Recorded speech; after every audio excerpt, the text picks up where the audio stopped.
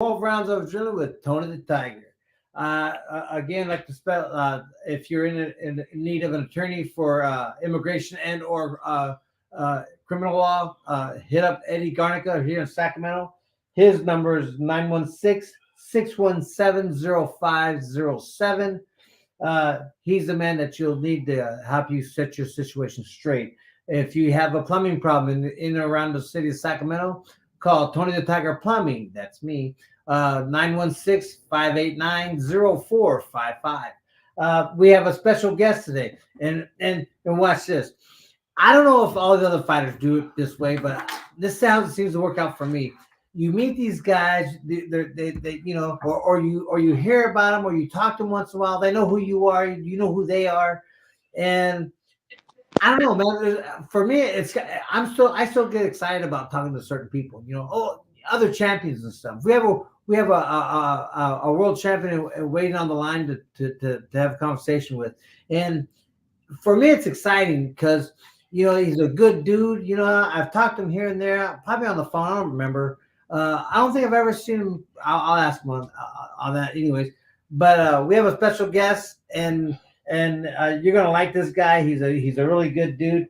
Let me get him on the screen. Let's pull him up. There he is. Hey, how's it going, my man? What's up, Tony? How you doing, brother? Jesse James Leija, man. How you been, man? I'm doing well, man. I'm doing well. Okay, so help me remember. Two fighters. Help me remember. Have I ever seen you in person? Have we? I don't think I ever met you. I know for a fact I've never met you in person. Not in person. I think we've talked to each other through Facebook and probably just that, or messaged each other on Facebook. But I remember years ago, when I had messaged you saying, "Man, you were one of my heroes when I first started watching boxing. I would look at your fights all the time, and you inspired me, like maybe to be a fighter one day." But I always used to watch you fight a lot, man. I know you're like what, 15 years older than I am. I'm kidding. I was like, I thought you were older than me. No, I'm like, what? How old are you now? I'm 57. Oh shoot, I'll be 61 in February. Yeah, a couple of years, yeah. Yeah, dang, bro. Hey, but you know what? At 60, you can't say it yet. But at 60, you made it, bro. There's no more. Yeah. And now, man, you made it. You've been there. You've done it all. Yeah, I always say any day above ground's a good day. That's right. No doubt about that. Hey, now I want to jump right into this thing because you've had some very exciting fights, man. Watch. When I came up, it just wasn't in the cards, Yeah. When I came up, I wanted to fight Rocky Lockridge. These were my dream fights. Rocky Lockridge was because he was the one I wanted for the title. Yeah. And I got that. Azuma Nelson, which I never got. It just wasn't in the cards for me. Because before, as fighters, we're all coming up and we're going, oh yeah, I want to fight this guy. I want to fight this guy. But how contracts go, once you sign a contract, you got a rematch clause, you have this, you have that, and it just never happened, And there's certain things that we like, even fighters that I fought. I was trying to get fights early in the career, and it just never happened. It just didn't happen to certain other times. But you try and try. Everything has to. You got two different promoters, two different managers, well, not managers, but two different promoters. They don't work together, so it's hard to get fights sometimes. Yeah, and you know what? You fought, and how many times have you? Okay, you fought the guy that I really wanted to fight. I never got a chance to. Azuma Nelson. And you fought him how many times? We fought 4 times, 42 rounds. Damn. 42 rounds to the Azuma Nelson, and every fight, every round was just a learning experience. Something. It was always something new. It was tough. Every round was tough. Because you just didn't know what to expect from it. So you had to be you had to be really cautious about everything you did with the Azuma, because just at any second he can knock you out. He hit that hard. He really hit hard. It was fast, and he was such an experienced fighter, but it was fun. It was fights were fun with him. Yeah. So, okay, I'm jealous. I never got a chance to fight him. I really, really wanted to. Not because Well, you know what? I'm gonna consider you a lucky guy for not. No, I'm just kidding. No, you know what? You had that style of fight that would have been a tough fight for both of you guys because, you know, you're a straight up guy that's gonna come in and take a punch and give a punch and, you know, you hit hard and you had different angles and you're fast. You know, so that would have been an entertaining fight too. I would love to have seen that one. You know, and the reason why I told myself I wanted to fight him and watch, because this is the way how this is how I did it back then. I wanted to fight him because he was a bad dude. Yeah, I wanted to fight him because I heard he hit hard. I yeah, wanted to fight him because everybody didn't want to fight him. yeah. That's why I wanted to fight him. I wanted to fight him not because I thought I could beat him. In my heart, I know I felt I could. Right, whether I know I could or not is You a have to different think that way. You have to think that way fight. either way. That's what fighters do.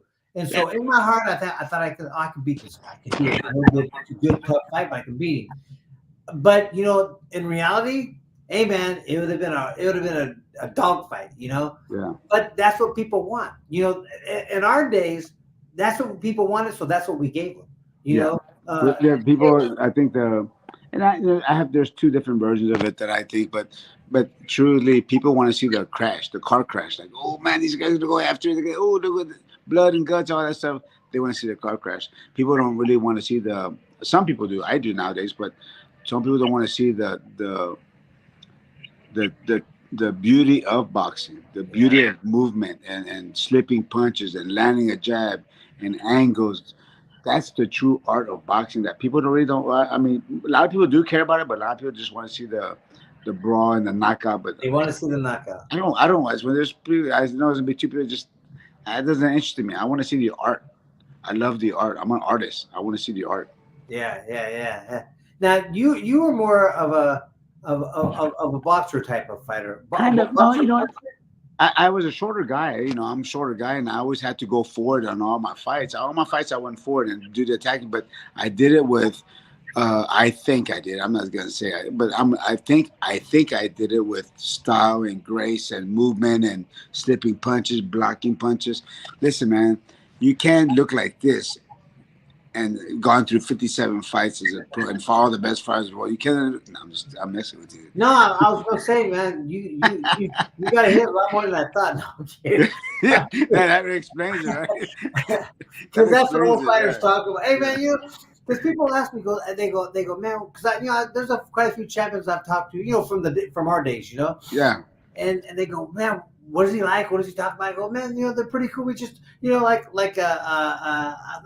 man, because you know how we are. I can't think off the top of my head right now, Yeah. but Yeah. a lot of champions, I go, you meet up with them, go, man, or rather they were weight 5 over, 5 below, or the same weight as you. Go, man, I would have whooped you, bro. Yeah. And then you're just having fun talking smack. Every time at the Hall of Fame, that's at the when there's Hall of Fames in New York, all the Yeah. fighters. Oh man, I would have knocked you out, man. What are you talking about? I would have knocked you out. It's Yeah. funny. Yeah, that's funny stuff. Yeah, how many times have you been to the New York Hall of Fame? I've probably been there 5 or 6 times. You know, as a Really? guest, Yeah. And it's so cool, man. It's hanging out. And I'm a kid in a candy store when I'm there, man. Just like hanging out with Evander Holyfield, Mike Tyson, all these great fighters, just hanging out with them. And back then, Jake LaMotta was alive when I started going out there and hanging out with him. And just Marvin Hagler. Marvin Hagler and I became great friends at the Hall of Fame, and we talked all the time. He's just a great guy, man. Great. He was just so cool of a guy. And I even told him that when I shaved my head because I always wanted to walk into the ring like he did, and just the way he looked, that menacing look, and walking with the robe. I said, man, I got to shave my head. So I started shaving my head. Really? Yeah. Now I went back there once. Remember when Michael Carbajal got inducted? Oh yeah, I was there. I was there for that. Oh, yeah, I was there. Yeah, I I was think there. I was there too. Yeah. Yeah. As So a maybe matter of we did fact, talk there. Maybe that's where we did talk. maybe, huh? Yeah. Yeah, I know. I seen you someplace, but Yeah. but I wasn't sure. Had to have been there. It had to have been Yeah. there. Yeah. Yeah, but I went there one time, and I had a good time, man. It was cool. A lot of great fighters are there. Yeah. I thought I had a good time. It was cool. Yeah. It's what do you call it when everybody reuniting all this, like it's like a what do you call it in school when everybody shows up and Like a reunion. reunion of fighters and champions. I was trying to get that word out, but a reunion of fighters, world champions, getting Yeah. together and hanging out and talking boxing, just talking about the one that got away, right? How could have go Right. back? I could if I would if only I would have done this, and oh man, I could have knocked you out, whatever. So it's great stuff. Yeah. And Azuma and I, when we're out there, and Azuma's out there, we hang out and talk, and we just hang out and talk. And he was so close to my parents and my sons, and because we grew up fighting each other, so Yeah.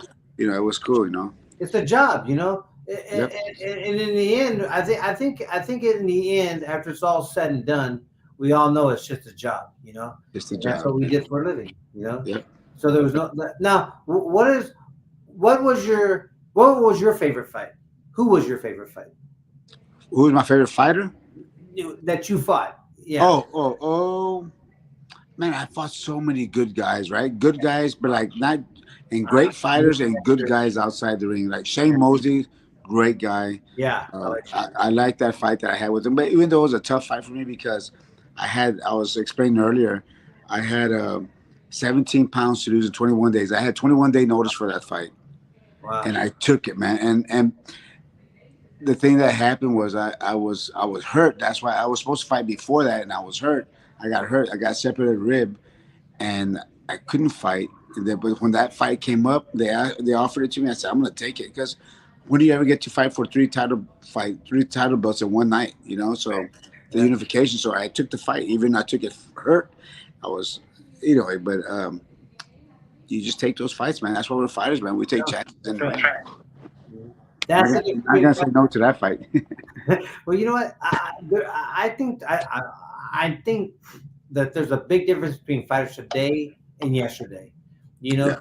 you Yeah. ever you ever get that feeling like 'cause Oh no, there is. Yeah, and yeah, the way I explain it, Tony, is back then we fought for glory and we fought for the belts and hoping the money will come afterwards. right. Nowadays they fight for the glory and the money, and they don't want They it's don't care money about the first. rest. Yeah, and then they don't care about the rest. But we fought for the belts, man. We wanted to become world champions, Yeah, so the money will come. Now yeah, they want the money first and the world champions second. They don't care. yeah. Well, I mean, they're making millions rather than contending Crazy money, for. right? They're making crazy money. Yeah. Yeah, so no matter what, they just want the fights because when it's all said and done, they're millionaires. You Yep. know, Yep. I'm Yep. not saying I, they I still think I millionaires. think if you and I would have been fighting today, Uh-huh. oh man, we'd make so much Uh, crazy money, man. yeah, It'd be crazy. yeah. So how you doing now? What do you do now?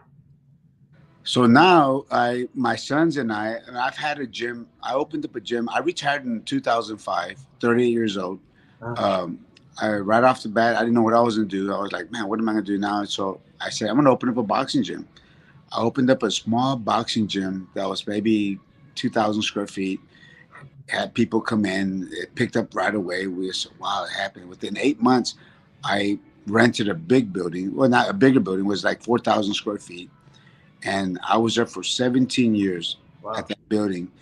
And we had clients coming in. And I trained businessmen, businesswomen, more white collar boxing. Had a couple of pros, a couple of amateurs, not a whole bunch.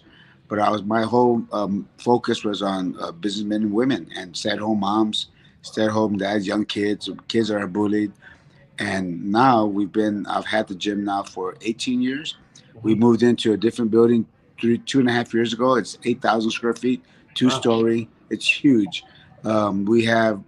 We train. I've been training Spurs for like 19 years now. The San Antonio Spurs. We train them every summer. Um, I just posted on my Instagram. I was training Wemby yesterday, the number one pick for the NBA. I Uh-huh. was I was training him yesterday, but I've been training Tim Duncan, the whole team, my sons and I. So it's a great marriage that we have with the Spurs. Right now, the talk is the Spurs are going to open up a new gym, and they want me in there with them. So Nice. it's Yeah. just good stuff, man. I mean, I make my money. I make decent money. Uh, just training all these clients, man. I'm busy as heck, man. I don't Yeah. stop. I don't stop. I keep working. You're one of those fighters I've never heard a bad thing about. Yeah. I really haven't. I'm not just saying that 'cause you're here, but I haven't never heard a bad thing about you ever. Man, I try to keep everything clean. It's simple too. People say, I don't know. People always would say, man, you're a good guy. I said, well, it's easy to be a good guy. You Uh, don't have to try hard to be a good guy. You have to try hard to be a bad guy. It's yeah. easy being a good guy. Just do the right thing, right? But Right. um, I've had you know, I've had the same girl since I was 12 years old, and we married at 22 years old. We've been married 35 years now, um, and that's kept me level. That's kept me, on the good path. Uh, it's been, even my manager said, "Man, I'm gonna get guys that are married now because guys that are single are everywhere, right? They're everywhere going out now. They don't, they're drinking like crazy. They don't train.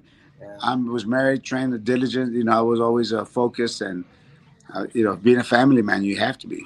Yeah, yeah. I remember when I was fighting, I was single. I didn't get married until after I retired. And Oh, I really? retired Wow, at 36. Huh? that's crazy.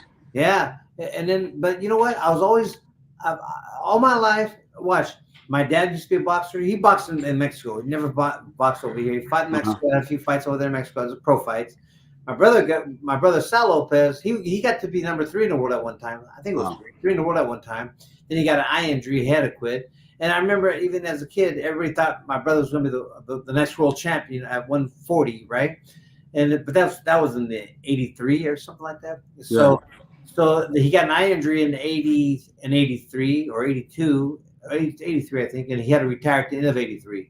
So that's when I turned pro in 83, and then all of a sudden here I come from out of nowhere, out of the bushes, kind of like, and end up being this world champion. So I mean, but for me, like, I don't know, man. I don't know how it was for you, but for me, when I went to the gym, I hated running. I didn't mind training so much, but I hated running. I hated running, Yeah. and because my brother's real dedicated. He was a dedicated dude. He had his life hope set up, focused on his whole life since he was 5 years old. Yeah. At 59, that fool, no, 40, I'm sorry, 49, that fool retired making Google bucks every month. And Wow. he's been retired ever since. And, that's just because he had his whole life planned out. Yeah. Me, That's I'm good. kind of the wild nut. I'm kind of the loose screw. I partied all this, but when I trained, I trained. I didn't play. I didn't party. Yeah. Well, I mean, to World. be a world champion, you have to do a lot of things right. Oh, Yeah. yeah. It's Yeah. not luck. I always Yeah. tell people tell me, "Man, you're lucky." And I say, "Yeah, you're right. The harder I work, the luckier I get." That's when, and I tell that everybody, man. You did. I say, "Yeah, the harder I work, the luckier I get." I'm going to steal that. Yeah. That's funny. It only happens that way, right? There's no Yeah. luck. There's no Yeah. luck unless you win a lottery, and that's luck. But you Yeah. make it in anything, it's hard work. Yeah, yeah, and I think me getting a world title had a little bit to do with not luck, just luck helped get me the title. Because see, what happened was when Rocky Lockridge was managed by Lou Duva, Hmm. Don Chargan, my promoter, used to get Lou Duva fighters for his some title fights or some 10 rounder Okay. fights. Yeah. Something. Yeah. So he'd been doing it for years, and so I just beat Tony Pett for the number 10 spot in the world. So they moved me to number 10, and then that's when Chargan went up to Duva and said, "Hey man, I got this guy that's top 10. He wants to fight Lockridge, blah blah blah. He's big in Sacramento. We can sell it out. I mean, come on, man. Let's be real. They're talking about all that money, right? Yeah. Of course. Yeah. Back then, they're talking about money. I think they're thinking, okay, Tony could win, but it's make a lot of money, So we did it, and they agreed. They saw videos. They said, okay, yeah, he looks like we can beat him. Be a tough fight, but we can beat him. No big deal. So they accepted it. Well, when they accepted, it's that one shot in your life. You got one chance to do everything right, Yeah. So, and you either do or you don't. And so I did, and I trained real hard. I did all this. Well, see, like for me, and I've done this since I was 10 years old. Well, my trainer, Jerry Jacobs, who no one knows at all. He passed away already, but Jerry Jacobs is the one that made me who I am. Yeah. I was a hard worker. He made me harder. If I ran hard, he made me run harder. He was that guy. And when I was sparring as a youngster, I always sparred bigger guys. I always did. That's just what I was used to. Yeah. So Yeah. even as a champion, I'd come back to the gym weighing 160, 165. That's what I walked around at Yeah. all the time. I'd start sparring with guys 200, 210, and That's we crazy. banged. We banged. So when I got to 130, they didn't hit hard anymore. Yeah. Okay, watch this. and I'm not talking smack. I'm being real. I thought Chavez was going to hit me a lot harder than that. Yeah. I would have flipped You up. did. Wait, you fought him on the arena in Mexico, right? Yeah, yeah. I fought him in Yeah. Monterrey, Mexico, and I just thought, man, I remember, getting in that ring, thinking, okay, I'm ready. Bring it on, bring it all you got, and I'm ready. I never got it. The whole fight, I never thought he hit harder than I've been hit harder in the gym. Yeah. Yeah. I never felt it. Wow. Yeah. But I passed that back to sparring all the big guys, getting hit all the time, getting hit really hard. You just get used to it. Yeah. I tell people that once after, when I was a kid and I got hit in the nose, my eyes watered. I was, really bad. Yeah. But after a while, it just didn't hurt anymore. I always tell people and fighters the training has to be harder than the fight. That's right. Because if the fight's harder than the training, you're in trouble. Yeah, you ain't doing something right. Yep. Pick it up in the gym. So now, what does Jesse James Leija do on a weekend? What's your favorite pastime? What do you do? Well, man, I used to play when I was fighting. I used to play golf once or twice a week for like 10, 11 years. Just always playing golf, man. It was great. Once or twice a week. That was my relaxed time, right? And so when I retired in 2005, played golf like crazy for almost a year. Opened up my gym. Now I only play once a year. Yeah. I only play once a year now because I'm so busy. I'm busy with my business and with my clients and stuff. And everybody wants to train.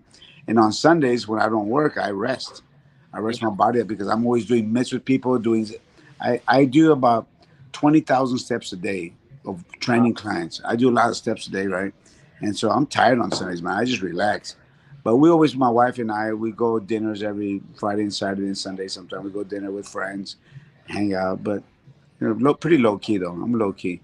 Now, are you like? I mean, this is kind of a dumb question, but the new people have come up, like in Sacramento.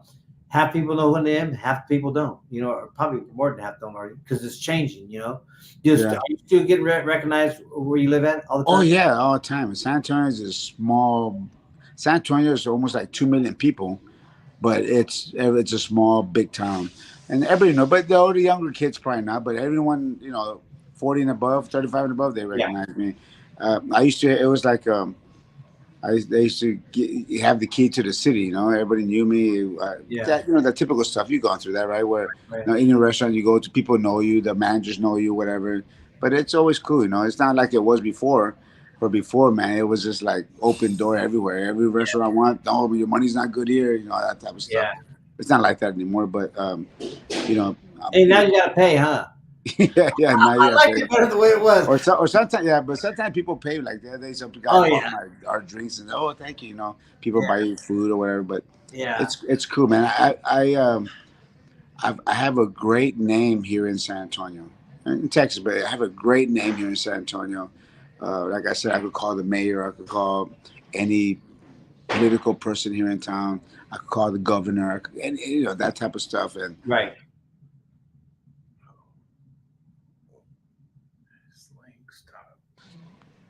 Like the thing that I did early on, you just take care of yourself, do the right thing, and people will respect you.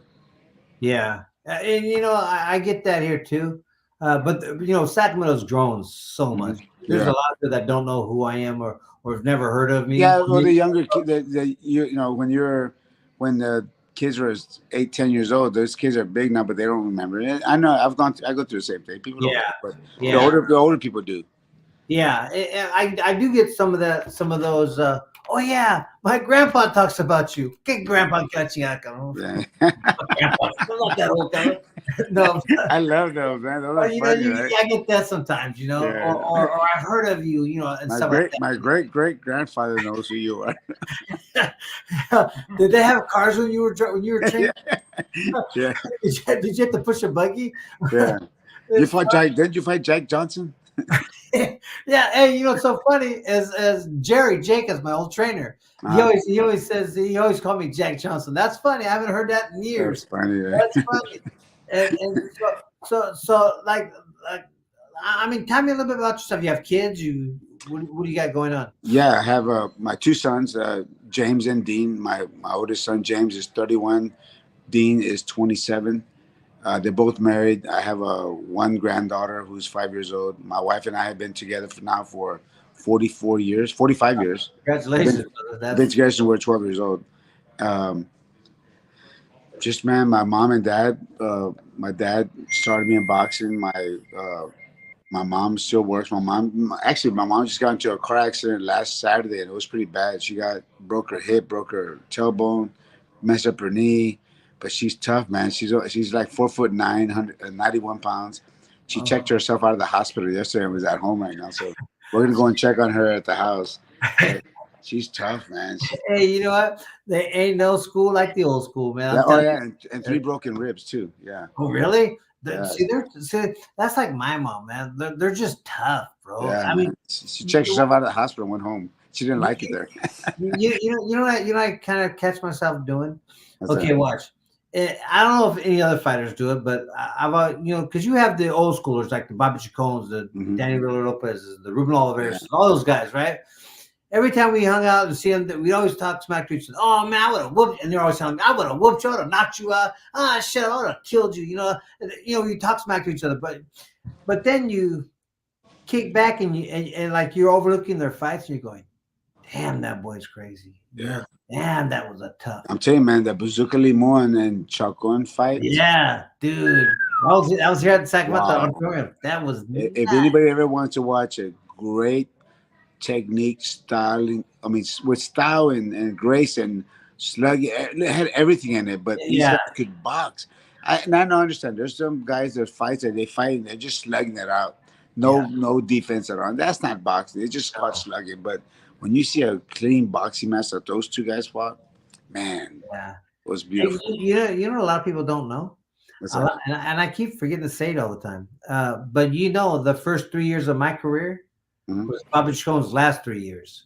Oh wow. And, Okay. and you know how I know that was because I was his main sparring partner Oh for the first wow. 3 years of my life. And you know what, man? Could he hit? Did he hit hard? Did he really hit Oh, hard, or was yeah, I mean I don't no, know. he hit hard.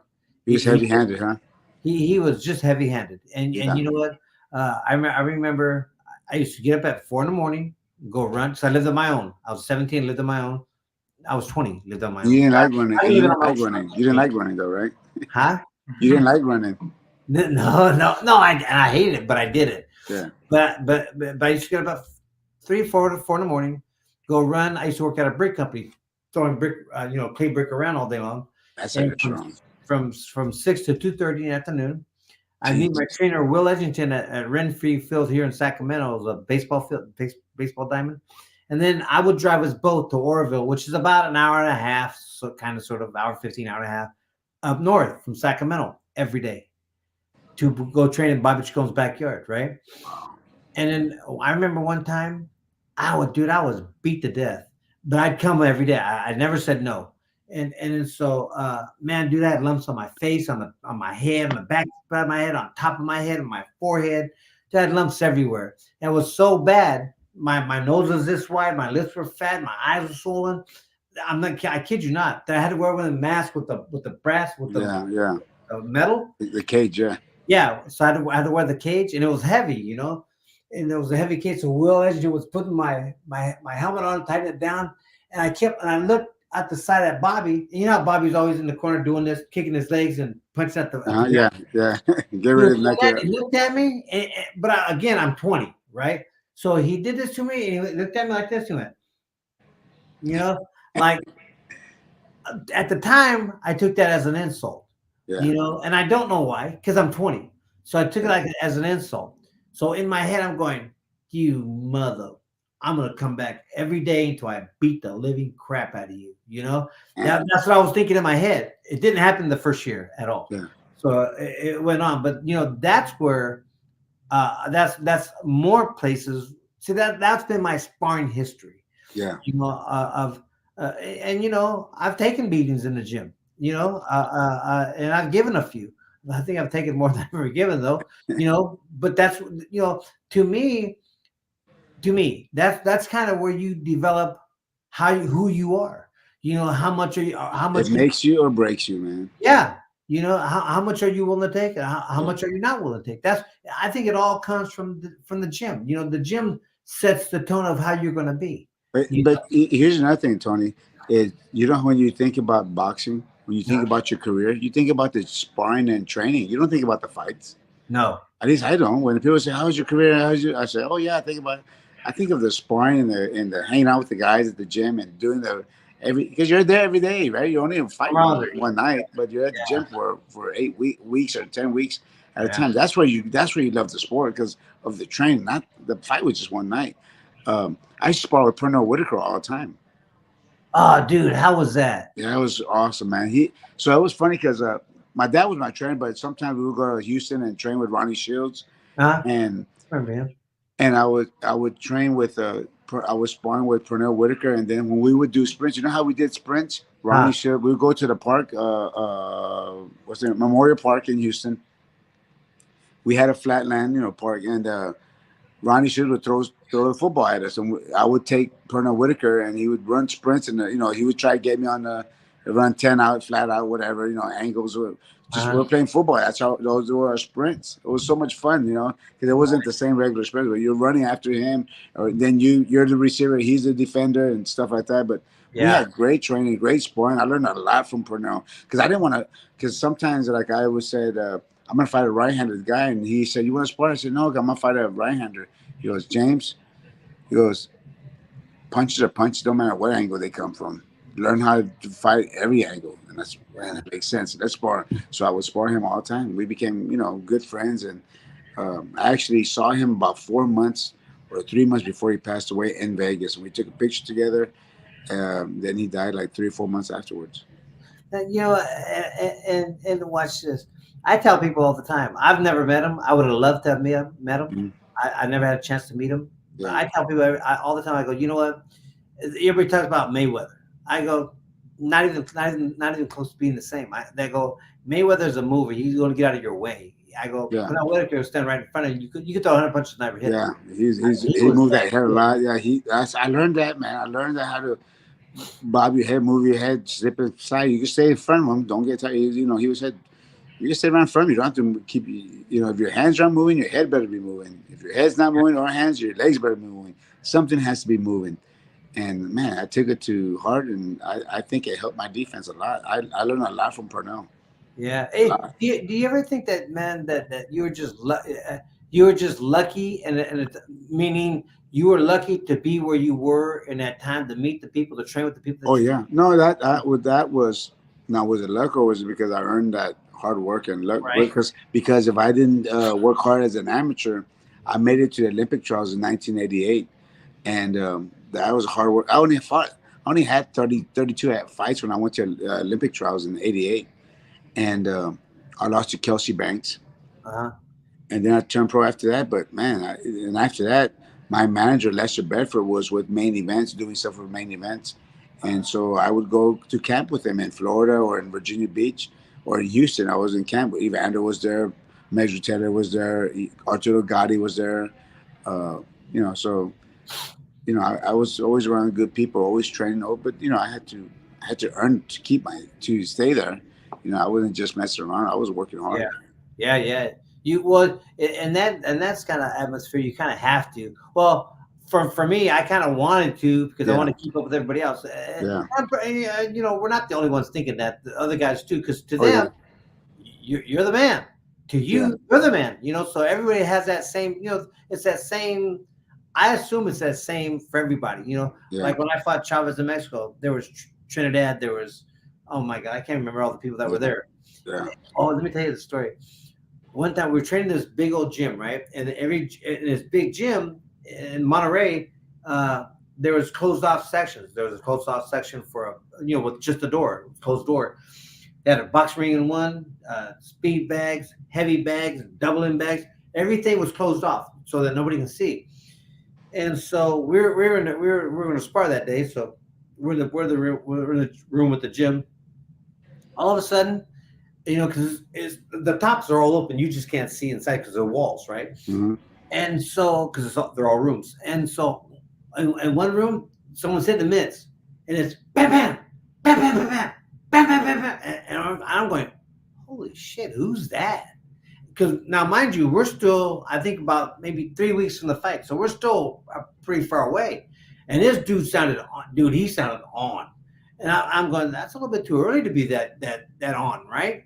And so, and it kept going. So we opened the door and going like, who the hell is that? And as we opened the door, everybody else except the mid room had their doors open, going, who in the hell is that? Everybody came out, and then it was Phyllis Trinidad. That Oh boy, wow. that boy was on, and but he was like that every day. Yeah. And I'm going, was that him getting ready? Because it sounded like he was ready. You know, he sounded on, dude. Yeah. I was really impressed by him. You know, He's by a his, nice guy, man. He's such a nice guy. He was with main events too. So he would be at some of the camps too that we were. yeah. Just super great. But mainly in Florida. He was always in Florida when we were in camps in Florida. There's a lot of people in Florida there's a lot of good fighters that come from Florida. Yeah. Well, a lot of them are from Puerto Rico or in Cuba or wherever, you know. Yeah. Yeah. I accidentally went to a Hall of Fame dinner in Florida. Oh, yeah. It was right outside of Tampa. My daughter lives in Florida. She's been there for a while, and we were there. I knew nothing of it, and so we flew out to go visit her, and then visit her and her husband. And so we're there, and I heard on the news or the radio or somewhere. I heard it somewhere that there's a big old Hall of Fame dinner at one of the hotels in Tampa. Mm-hmm. So I told my daughter, "Hey, get some tickets for that. Let's go." And so she goes, "Okay." So we got the tickets, and we went there, and then you meet a lot of guys you never see, you know, and then I obviously don't look like I did back when I was fighting, so you know I'm like about 50 pounds heavier. I'm older, you know, and but someone says, who was it? One of the champions from over there. My daughter says, "Hey, there goes Tony the Tiger Lopez." And he goes, "Where?" And she pointed to me because I was at the other end of the table, right? Mm-hmm. And he comes over, he goes, "Hey, Tony," and then you know we started bullshitting, talking, and there was a lot of good people, man. There's camaraderie everywhere. Oh yeah, man. And you're right. You can see a lot of champions that you see, man, you don't look the same. He looked different. Well, heck, 15 years older and maybe 30, 50 pounds heavier. Yeah. So yeah, it makes sense. Well, what do you weigh now? I weigh 171. And I fought at 130. I started fighting at 125, 130, 135, 140. Wow. But when I was fighting at 140, I walked around at 165. So now I'm like 7 pounds heavier than what I walked around 20 years ago. Yeah. You know, well, not me. I used to walk around. I used to fight at 130. No lie, walk around at 160. 160 to 162. Yeah, that's a lot. That's back then was different, right? Back then we didn't have the science. Now back then we had no water and hardly eat any food. Now you drink a gallon of water every day and you eat 5-6 times a day to lose your weight. Yeah. We didn't have that back then. And you know, watch this. I have a guy. Well, I still my friend. I still talk to him all the time. As a matter of fact, I have a house in Puerto Vallarta, Mexico. We go there all the time. Yeah. And then I have a friend. He was a bodybuilder. His name is Brian Elkins, and he was Mr. State University. I don't know what he was back in the day, but he's a big dude.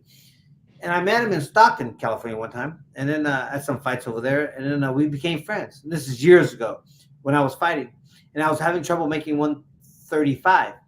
And so he goes, "Hey man," he helped me out. I made it 2 more times with his help, but he's the one that taught me how to start eating 6 meals a day. Yeah. Remember back what year was this? What year was that? Oh my God! Like in the mid-90s? Yeah, probably mid-90s. No, yeah, probably or late 90s or late 90s. Because that didn't come around till a while. Like 94, 95. Oh wow! See, yeah, I didn't start hearing about that till the late 80s, late 90s when I started hearing you eat 4 or 5 times a day. Yeah, to get your weight down because I was always eating once or twice a day, kidding myself. No shit. There was days I didn't eat. I had to lose 30 pounds. Yeah. Watch this. How much did you weigh when you walked into the fight? 15 pounds over. 12 to 15. 12 to 15 only. Yeah. You know how much I gained overnight, bro? What's that? I swear to God, I'd gained 29 3/4 pounds overnight. 29 3/4 pounds every time. I walked in at 159 3/4 every single time. Wow. And you know what, dude? And when I walked into the ring, I was hungry. I wasn't. That's why you're winning all those fights. Yeah. You're knocking guys out. Well, well, That's why they said he's heavy-handed. Just heavy everywhere, right? he's heavy. I'm heavy everywhere. Well, no, but I've been doing it for years, you know. And I have a doctor who's still my friend, Dr. Stephen Barad from Sacramento, and he was my ring doctor. You know, he was the doctor in the ring. Yeah. And so he used to watch me train. He always tell me, he goes, man, he goes, you know what, you're gonna die early. He goes, you're killing your body. You can't do what you're doing. Yeah. And I go, well, he goes, you won't live past 60. And I go, well, I'll worry about that when I'm 60. But right now, I gotta make weight, you know. Because I mean, I would seriously stop eating, and I wouldn't eat for days, and I would still work out 3 times a day. That's You the same know? thing, man. I was in the same. Yeah. I would kill Yeah. myself to make weight, man. Kill Yeah. myself. And now it's so easy to make weight. Now it's Oh, easy to lose weight. It's easy. yeah. Well, now that they have the science down. Yeah, there's a science behind it. Yeah, Yeah. you eat gallons of water, and I had no water. Now it's Yeah. gallons of water. I couldn't even, man. And still train. And still have to train Remember through all that. remember that Mexican fighter? What was his name? And this sounds kind of gross, but I mean, he was on TV doing it. He said that he would drink his urine. Remember that fighter that I'm sure. Was it Barrera who did it? Or was it I think no, Marco Antonio Barrera, right? Or was it No, I don't think it was him. I don't think it was him. It was somebody. It was somebody from. Morales? Was it Morales? No, it wasn't one. It was a guy from. Oh my god, I One can't of those remember. guys did it. I think it was. Yeah, uh, but he went on TV before one of his big fights. Maybe it was before one of his big fights, and drinking this thing. He goes that way. I know my liquid intake. I'm going. No, yeah, I'm kidding. it's not. I don't think I do it anymore. You know, but no, I used to do crazy stuff, man. And my doctor always told me, he goes, hey man, he goes, you know what? He goes, you're not gonna live past 50, dude. And I go, well, I'll worry about that when I'm 50 or 60, whatever you said. And then he goes, and then well, I retired and I'm married, and I think I was in my 50s. Well, I was in my 50s, and so he moved up the hill from Sacramento, nice ranch, horse ranch. And so he's having a horse show. And he goes, I'm having a horse show on the ranch, man. I want you to come out and we're having dinner and the whole night. I said, cool. So I went up there. And when I came up, he must have seen me come up in my car. So he starts walking out to the parking lot on his property, right? Yeah. He's walking up and I get out of the car and he goes, oh my God. He goes, you can walk? And now, mind you, I forgot all about this conversation we had, right? Yeah. I'm going, yeah, I'm here. And then he goes, how's your health?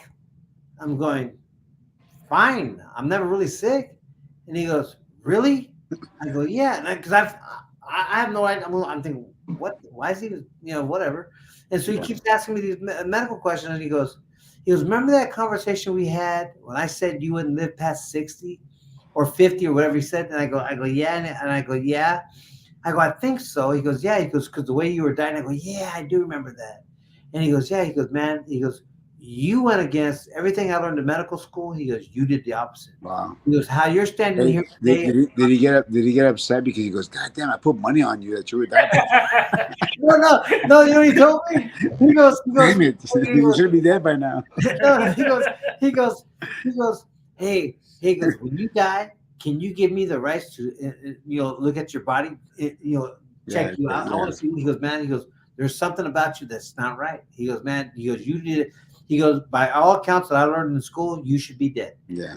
Wow. And I go, I think there's a lot of fighters like that should be dead. Yeah, there is. Now, have you? Is there a lot of fighters in San Antonio? Yeah, I mean, champions like you, Yeah, well, right now there's a Bam Rodriguez who's a 115 or 112 pound world champion. His brother, Josh Franco, just retired, but I think he's gonna come back. But he just retired.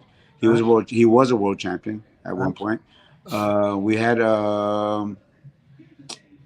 Mario Barrios was a champion. He fought Tank Davis. Remember, he fought Tank Davis. Mm-hmm. Mario Barrios, he was a world champion.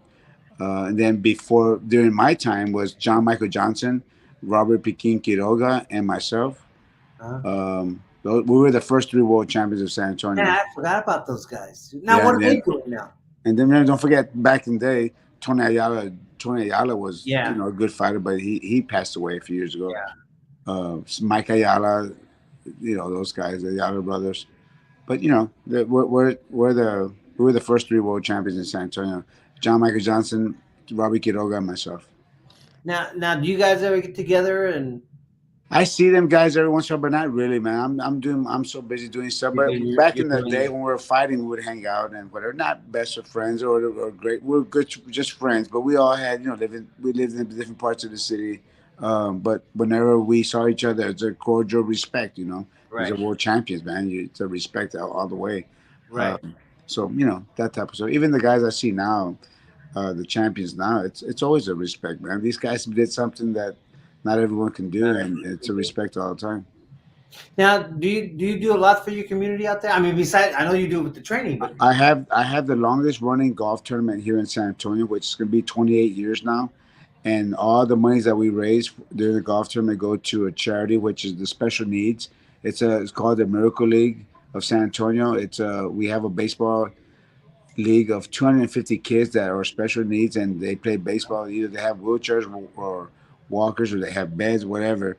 But they have a baseball field that we built so they can play baseball. And it's amazing. But we've had that for years. But since I won my world title in '94, I've had a foundation that we give money to kids here in San Antonio to play sports or to go to school for education.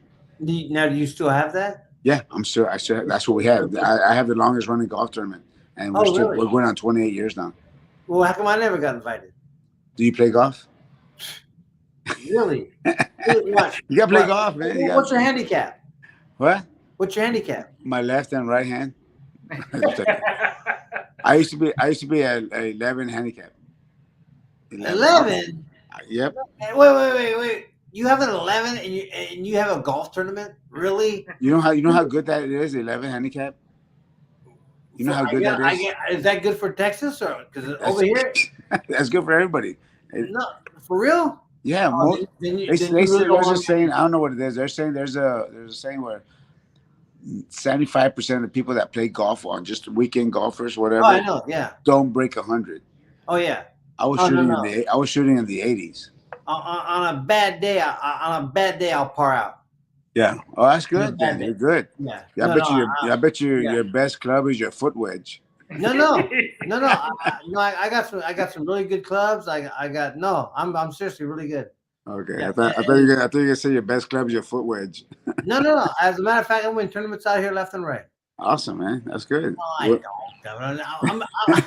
Come on. You see me in the background. I got two left feet. Hey, bro. you're saying that you're winning tournaments left and right. Your golf ball goes left and right. Hey, watch this. Because every time you get on tournaments, I play a lot of tournaments, and so and every time everybody always asks you, they go, so what's your handicap? I go, what handicap? I don't have a handicap. I go, if you have a handicap, throw your clubs away, bro. I go, you're wasting your time and my time. And I talk smack, and they go, oh, you that good? I go, well, yeah. I go, yo, I'm show you today. I go, why you gonna pay $100 a hole? And they go, oh no. Neither do I. But you have to play the role. You know what I mean?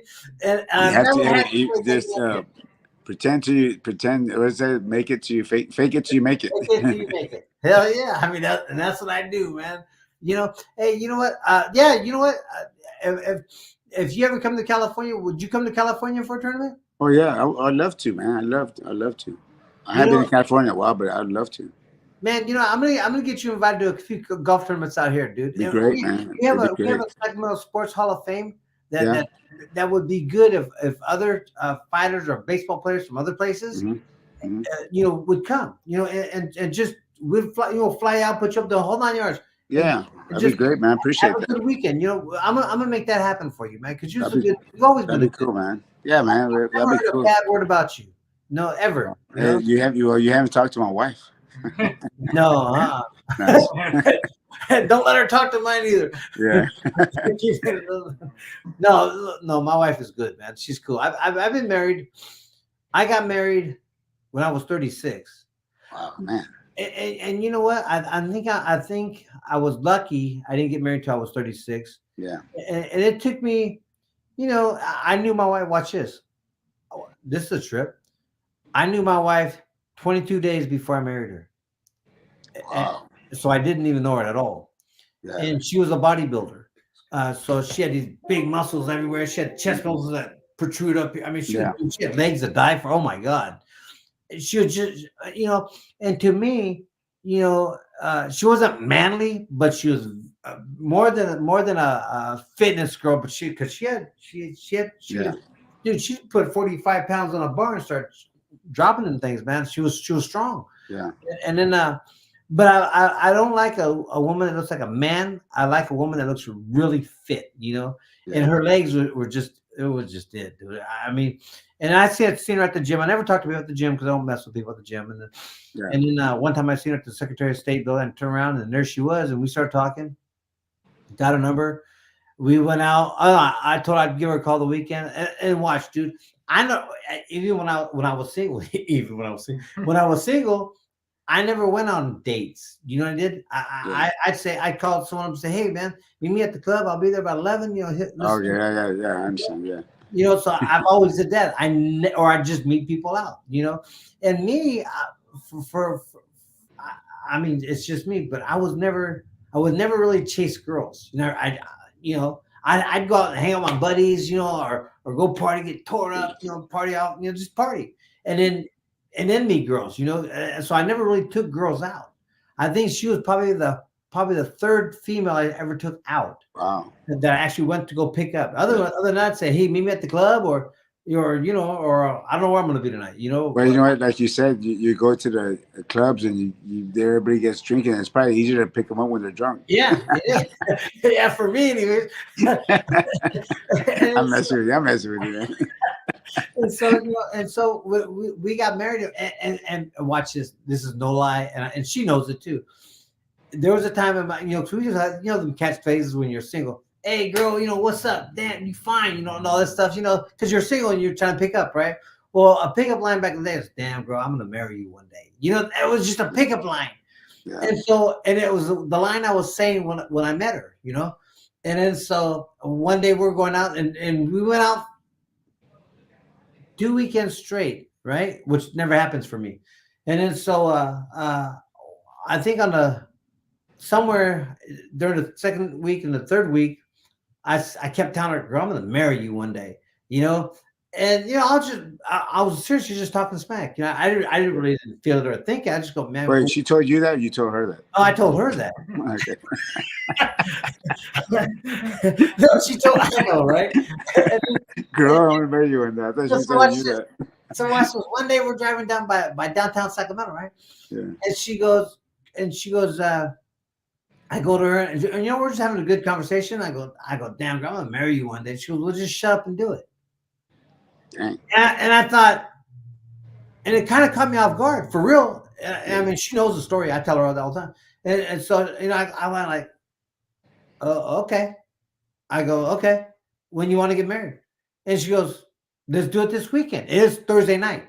And Wow. I'm going, "All right." So then I go, "Well, let's go downtown, get some rings." And then I started thinking, man, I ain't gonna buy no expensive ring because I don't know her. I like I her. don't know her yet. Yeah, you know what I mean? This is no lie. I'm seriously. So we go downtown Sacramento. We have dinner at this hamburger place over there, and I've only been retired for like not even a year, so everybody still knew who I was. And so we're at this hamburger place, and I'm signing autographs until way late in the night because everybody's there, and then so I'm just signing autographs, and so everything closes down. All the stores close down, and it's an outside. Did she tell you, who are you again? And it's an outside mall, right? And Yeah. the kiosk on the outside malls, they have these little kiosks, these silver rings and all this Yeah, stuff. There's a silver ring kiosk out there. And so I go, "Well, let's go get a couple of silver rings, and after we're married, we'll replace them later." I said, because honestly, I didn't know her. I'm not going to spend. I wasn't willing to spend over $1,000 for a ring. I don't know her. Yeah. Yeah. So I paid $18.50 for each ring, $18.50 for each ring. You big spender, you. No, watch this. And so we got the rings, and we took them. We went. So the next day, we went to Reno to get the marriage license, right? Yeah. Then we went to Lake Tahoe because I fought in Lake Tahoe all the time. And I go, man, I just want to go get married at Caesars. That's where I always fought. They might know who I am, and see if they can get us in, because it's last minute, and they do weddings there all the time. Yeah. And so I go into the wedding chapel. I talk to the guy, and he goes, and we're sitting there for like 10 minutes. And he goes, Tony Lopez. He goes, aren't you the one that fights here all the time? And I go, yeah. And he goes, oh man. He goes, I'll tell you what. He goes, give me an autographed picture, and I'll marry you guys for free. Done deal. Yeah. So I happen to have one in my car. So I got a picture, signed it for him, and then now check this out. My ex-girlfriend, her father, he divorced her mom. He was divorced, had a girlfriend. Well, I called him up. So I called my ex-girlfriend's dad. I said, and I always call him dad. I go, hey, Dad, I'm in here because he lived in Lake Tahoe. I go, I'm in Tahoe. We're going to get married on Saturday. He goes, oh, man, I want to go. Blah, blah. I go, yeah, come on down. So he brought his girlfriend, and we had no one to give us away. There was only Brian Elkins, guy, and another friend of mine. They were the only two that was there. And it was me and my wife. She got married in a black and white dress. I got married in Levi's, and I think I had a shirt on. And then it was my girlfriend's father, my ex-girlfriend's father, and his girlfriend. Yeah. He gave her away, she gave me away, and my two friends for the thing. And watch this. It's been 24 years. And yeah. Wow. And every day, how's her sight though? She needs real glasses really bad. I thought she was blind. She's not blind. She got that surgery with fix her eyes. LASIK, yeah. LASIK surgery. Yeah. No, and you know what, dude? And we're still, we're still really cool, man. Some things are meant to be, man. You can't deny that. You can't deny Mother Nature's or the nature with things that happen. You got listen to the universe. Sometimes it talks to you. Sometimes it does. You know what, man? It's kind of like it's kind of like you. You've been married how many years? 35. Wow. We've been with her 45, and I'm 57. So we've been together. Wow. So we're 12 years old. Yeah. Well, I mean, and and to me, being married is just like, it ain't easy. Number one, but it ain't hard. But it's not hard. You gotta. Everybody has to compromise. You know. I think, and I'm sorry I'm interrupting you, but what I think it is about marriage too, though, is that different. It's different now. Different generation now. The way they think is that I think being married, like in our generation, is you think of your wife, you think of your spouse, and you want to do things for them all the time. You do things for them. Nowadays, it's you did for yourself. They want to do things for themselves and not thinking of they come first. And my spouse, for me, it's different. I think whatever I do, I'm doing it for my wife. If I buy something, I wonder if my wife would like it. If I'm gonna eat something, I wonder if my wife would like this. Whatever, I do everything for my wife. We're united and we work together. I think now they work separate from each other, and I don't know. It's just different. It's a different culture now. A different culture completely, man. Hey, listen, guys, and I hate to say this, man, but I was supposed to do another thing later on today, and I'm getting close to that time. Okay. To do it, but man, I love this, man. I think we should do it again if we get a chance. Yeah. Hey, man, you know what? I'll tell you what. I'm gonna get hold of you a little bit later. We'll exchange numbers. Yeah. And I'm gonna get you to come out here for some golf tournaments, man. That'd be great, man. Maybe you come down to our golf tournament here in October. We'll do it, man. We'll get together. Stay in touch, Shane, man. It was great talking to you. Nice seeing you again. It was awesome, nice talking to you again, brother. Awesome. Appreciate you, man. Thank you, guys. All right, we'll talk to you soon, okay? Thank you, man. I appreciate it, man.